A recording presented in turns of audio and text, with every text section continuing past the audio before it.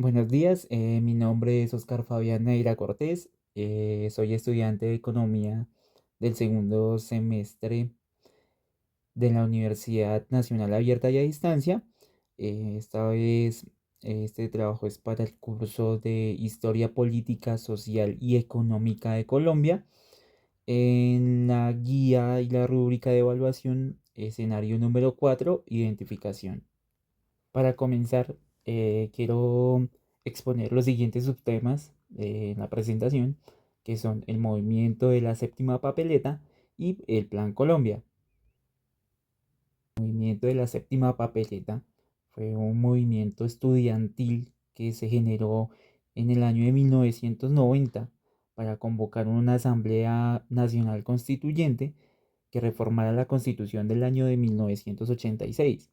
pues ya que se consideraba obsoleta porque pues tenía más de 100 años de existencia. El nombre provino de una votación simbólica en las elecciones de marzo de 1990, donde los colombianos depositaron papeletas adicionales a lo que se llamó séptima papeleta, pidiendo una nueva constitución.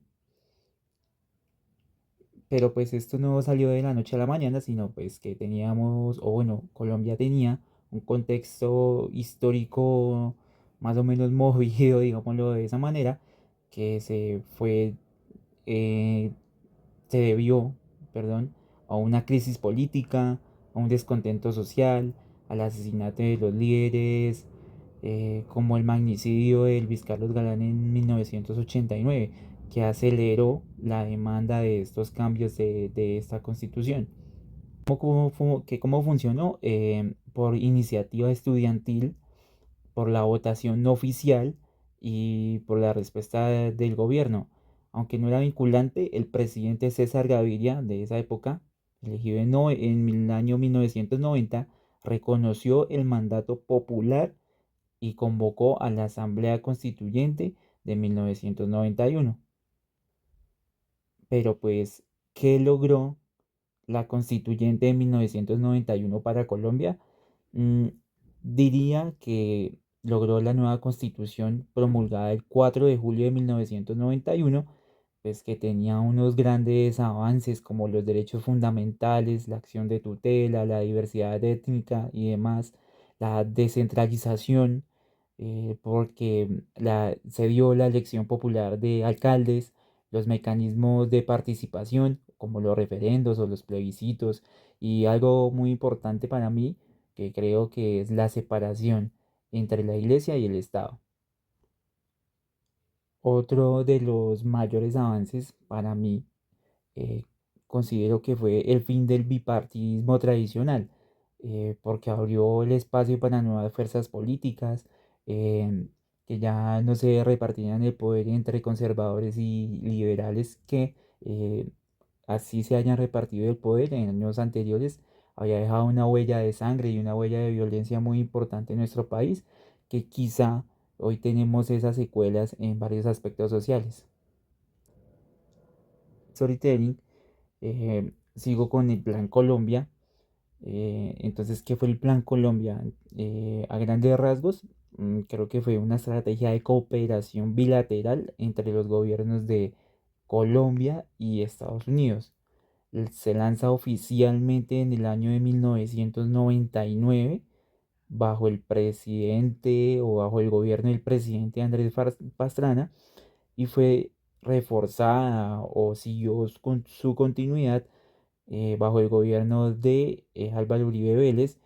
entre el año 2002 y 2010. Su objetivo principal era combatir el narcotráfico y la insurgencia armada con financiamiento militar y asistencia de Estados Unidos. Esto pues traía un contexto histórico, em, que fue la crisis de los 90, el tema de los carteles con Pablo Escobar y las guerrillas, el conflicto armado también pues con las guerrillas que controlaban el 40% del territorio, y la iniciativa de Pastrana que intentó un proceso de paz con las FARC, que inició una zona de despeje en el Caguán, pero fracasó por falta de avances y todo lo que surgió en ese año. Pues, ¿cuáles eran los principales objetivos del Plan Colombia? creería yo, o bueno, según la investigación, creo que el primer ítem es reducir o fue reducir el cultivo de coca, debilitar a las FARC y al ELN, fortalecer al Estado, es decir, fortalecerlo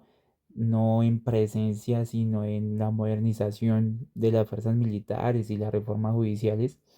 y la ayuda social, que pues creo yo que ese es el cuarto ítem en importancia dentro de la investigación que realicé con programas como el desarrollo alternativo para los campesinos, que era como el programa de familias guardabosques que intentaba cambiar los cultivos ilícitos por cultivos productivos legales como la siembra de papa o la siembra de árboles naturales para poder ser comercializados. Eh, que cómo se financiaba este tipo de proyectos. Estados Unidos invirtió más de 10 mil millones de dólares entre el año 2000 y el año 2015. El 70% fue para el gasto militar y el 30% fue para el desarrollo social. Entonces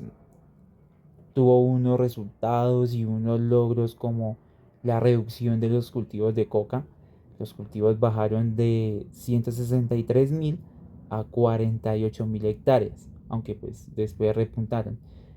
Varios golpes a las FARC, como fue la Operación Fénix, que tuvo la muerte de Raúl Reyes, y la Operación Jaque, en la que se considera una de las mayores operaciones militares de Colombia, y la modernización del ejército, pues que Colombia pasó a ser un aliado fundamental en Latinoamérica o Sudamérica de Estados Unidos. Aunque este plan, Colombia fue un plan exitoso o tuvo grandes avances, tuvo unas críticas y unas controversias, las cuales fueron como las fumigaciones con glifosato, porque pues tuvo daños a la salud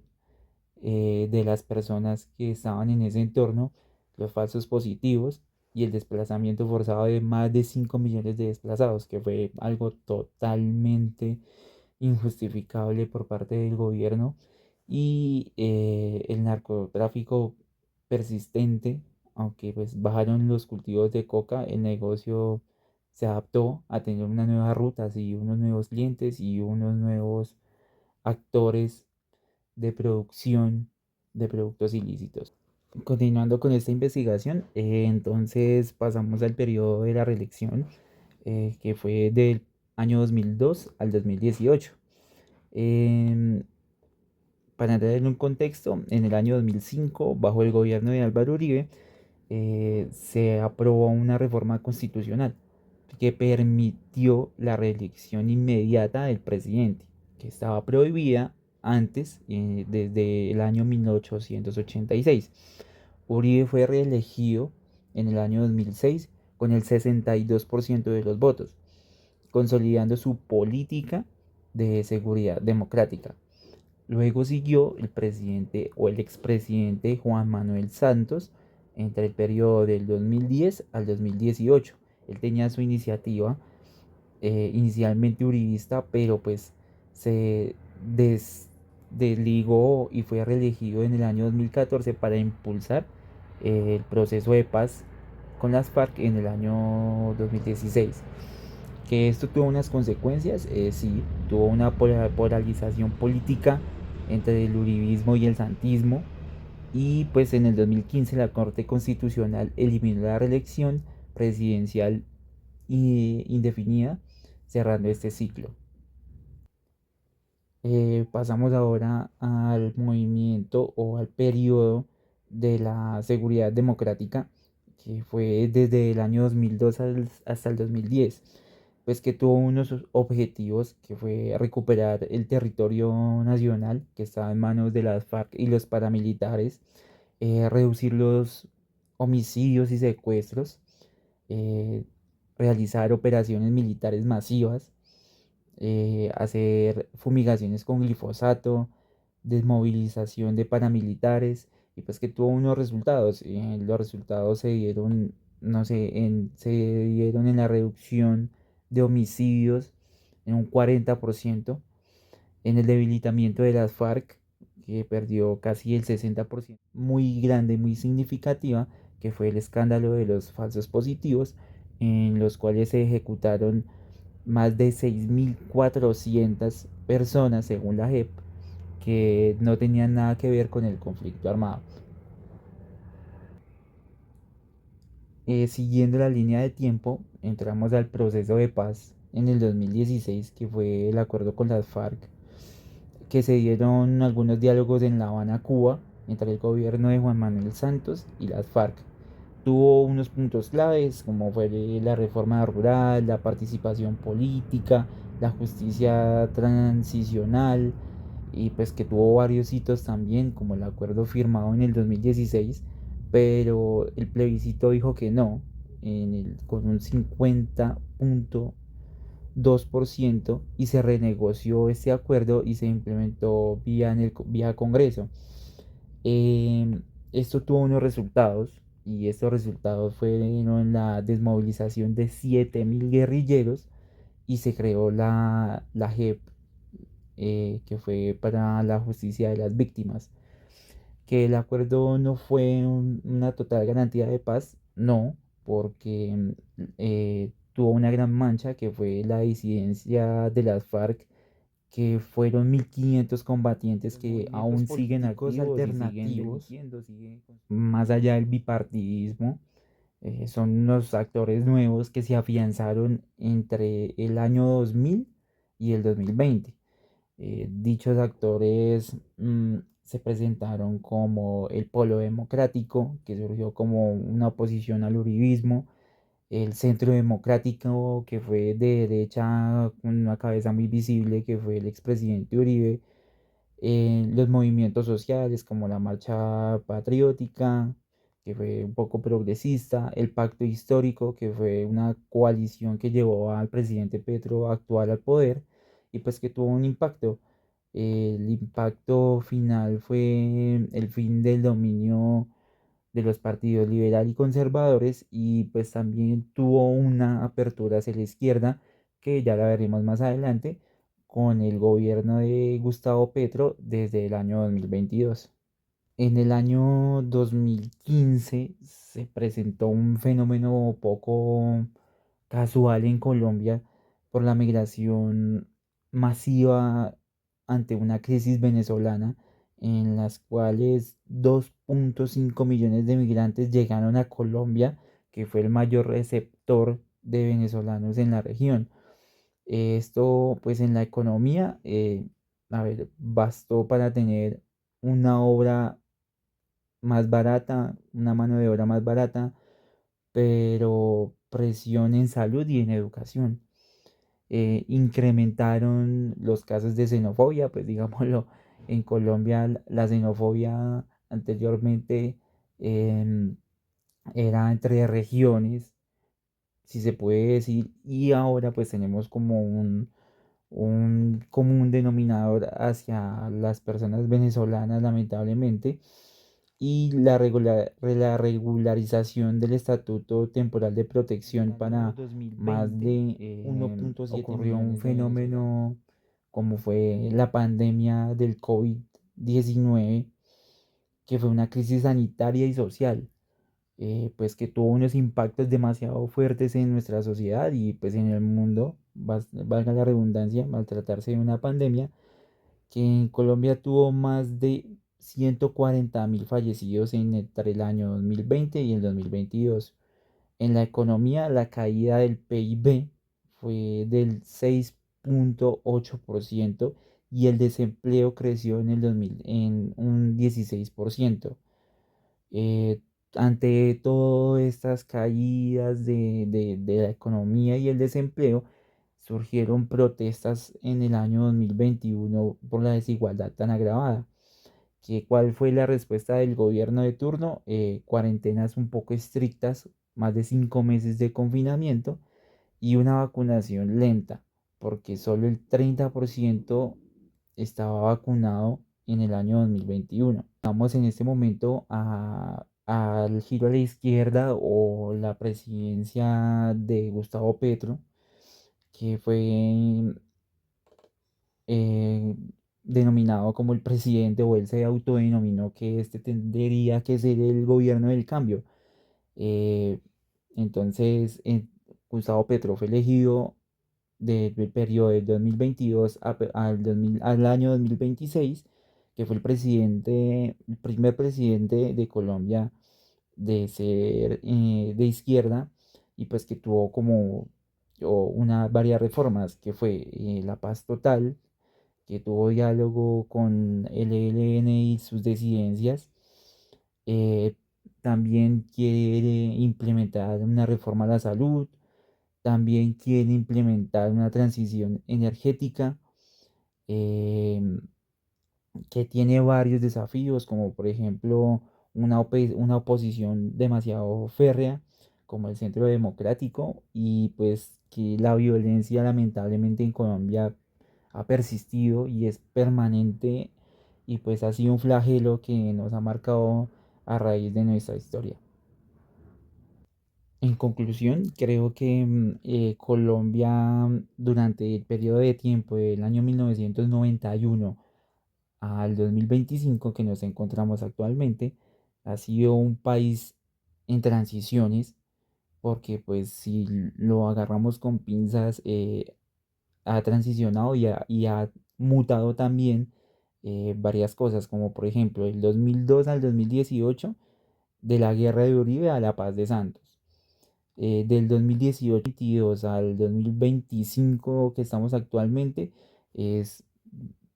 girar hacia la izquierda gobernante, cuando históricamente en Colombia, por más que haya partidos liberales y conservadores, tenían la misma tendencia a ser un poco más conservadores en varios aspectos. Entonces, el gobierno actual tiene grandes retos. También, para terminar, que cómo, por ejemplo, esto puede llegar a afectar o a beneficiar en los territorios en los que nos encontramos. Básicamente, en los aspectos sociales, con la migración, en el aspecto económico también, porque tenemos varias personas, de esos más de 2 millones de migrantes, tenemos quizá que competir, uno, con la mano de obra un poco más barata, y dos, de esos 2,5 millones de personas hay que emigraron para Colombia, hay personas que son muy preparadas, muy inteligentes, y tenemos que entrar a competir en el mundo laboral, si se quiere, también en el mundo sentimental y en otros aspectos de la vida.